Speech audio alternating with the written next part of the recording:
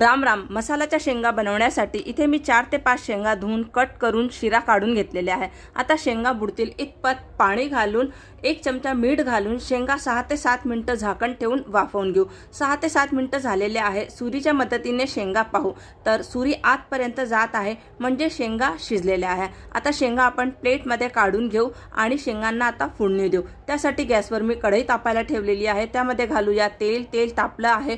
मोहरी घालू. इथे मी 3 ते 4 हिरव्या मिरच्या व आल्याचा तुकडा व 5 ते 6 लसणाच्या पाकळ्या कुटून घेतलेल्या आहेत त्या घालू. 1 मिनिट परतून घेऊ. आता यामध्ये हळद, भाजलेल्या जिऱ्याची पूड, लाल तिखट, भाजलेल्या धण्याची पूड, हिंग, गरम मसाला घालून 1 मिनिट परतून घेऊ. उकळलेल्या शेंगा घालून व्यवस्थित मिक्स करून घेऊ. 1 छोटा वाटी भाजलेल्या शेंगदाण्याचा कूट घालून थोडंसं काळं मीठ घालू आणि साधं मीठ घालून व्यवस्थित मिक्स करून घेऊ. एक वाफ काढून घेऊ. शेंगा पाहू. धुवून बारीक चिरलेली कोथिंबीर घालून मिक्स करू. तयार झाला